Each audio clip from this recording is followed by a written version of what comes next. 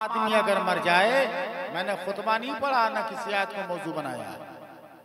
आम आदमी अगर मर जाए, आम आदमी के इंतकाल पर जिस डेट में वो इंतकाल किए उस डेट में हर साल उसी डेट में फातिहा करना बरसी है आम आदमी के लिए, आम मुसलमान के लिए। और अगर कोई पीर बुजुर्ग हो, अल्लाह वाले लोग हों, वो इंतकाल करें, उनके लिए हर साल उसी डेट में फातिहा करना ये उर्स है।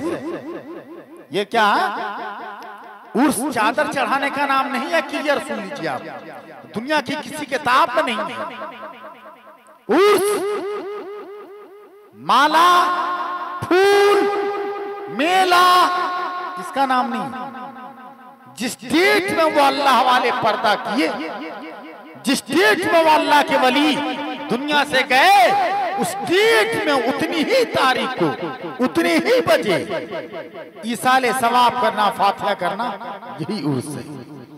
अब सूफी मोतीउर रहमान साहब रहमतुल्लाह अलैह, इनके बारे में हमारे इलाके में, ये इलाका हमारा है, यहाँ से 5 किलोमीटर की दूरी पर मेरा घर है, यहाँ से 3 किलोमीटर पर कारी मोतीउर रहमान साहब किबला रहते हैं, मुफ्ती बेलाल अहमद साहब निजामी, ये भी 3-4 किलोमीटर रहते हैं। तो उनको मैंने आसरी 40 साल से सूफी मोतीउर रहमान को मैंने देखा है, अब बड़े करीब से देखा। 40 साल से, 1-2 साल नहीं, 40 साल तो मेरी नजर में तो है, और आप लोग भी जानते हैं। एक आदमी जिसके बारे में मुसलमान की जमात कह दे कि यह आदमी अच्छा है, यह आदमी सच्चा है, यह आदमी अल्लाह वाला है, तो इस हदीस के मुताबिक मा रआहुल मुमिनूना हसन फहुवा इंदल्लाहि हसन। जिसको मुसलमान की एक जमात अच्छा कह दे, वो अल्लाह के यहां अच्छा है। तो जब सूफी मोतीउर रहमान साहब को सुन्नी मुसलमान की जमात अच्छा कह रही है, सच्चा कह रही थी और कह रही है, तो बेशक इनकी कब्र पर चादर भी चढ़ाई जाएगी, इनकी कब्र पर फूल भी डाला जाएगा, इनका उर्स भी हर साल मनाया जाएगा इंशाअल्लाह। ठीक है, अब आप समझ गए।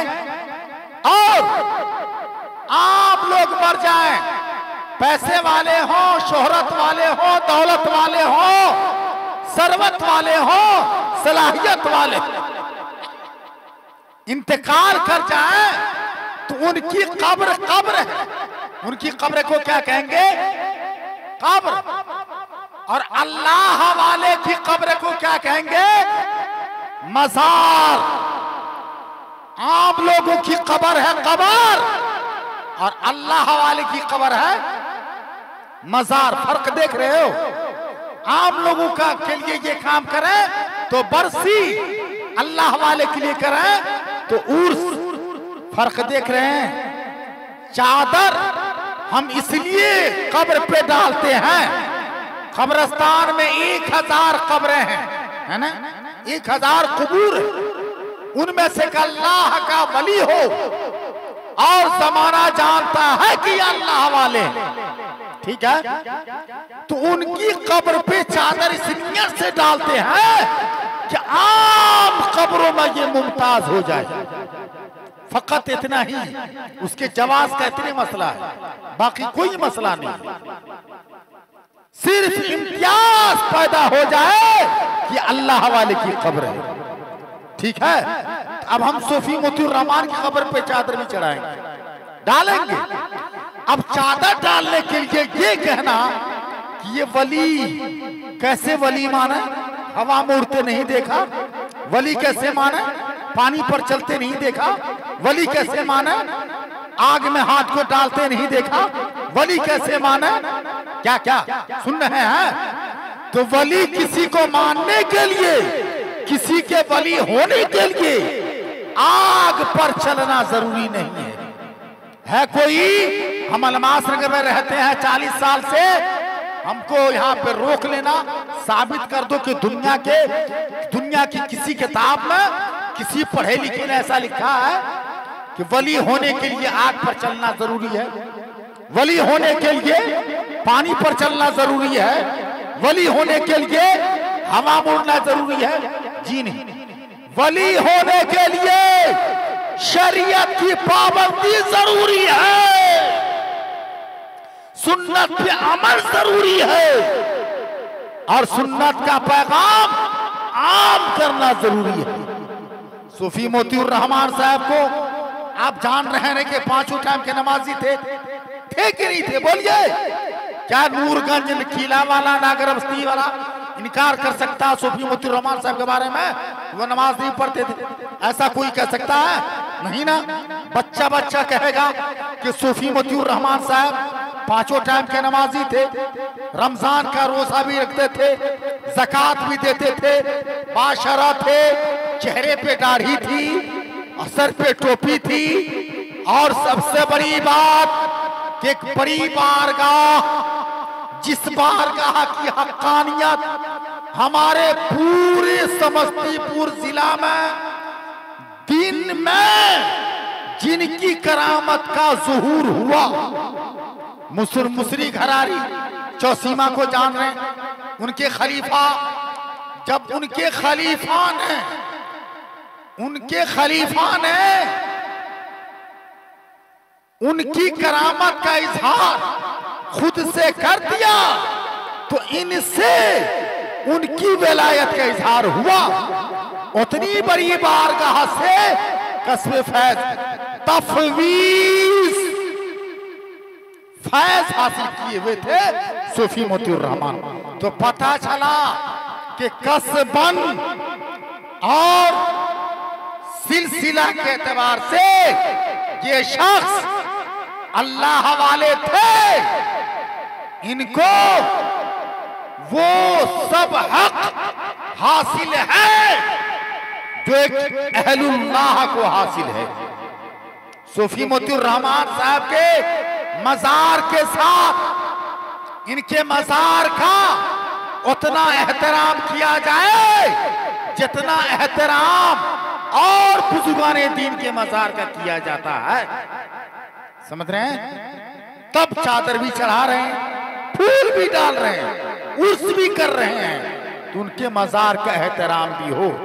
और हाँ, उनके बाल बच्चों ने या उनके घर वालों ने ये ठान लिया कि मुझको उर्स करना है, तो पहले आप इसमें सक्षम हैं, अपने आप में अंदाजा कर लेंगे कि किसी चीज की बुनियाद डालना कमाल नहीं है, बल्कि उसको उस पर हमेशा परतना कमाल है। अगर आप हर साल कर सकते हैं तो जरूर उर्स की बुनियाद डालिए, उर्स का ऐलान कीजिए।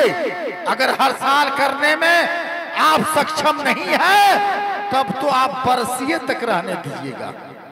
ये मेरा मशवरा, जो काम की बात है वो भी होना चाहिए, चूंकि हर तरह के लोग इस मोहल्ले में रहते हैं, सब सुन रहे हैं। हम लोग आप तो चले जाइएगा, ये चर्चा का विषय सालों साल यहाँ रहेगा।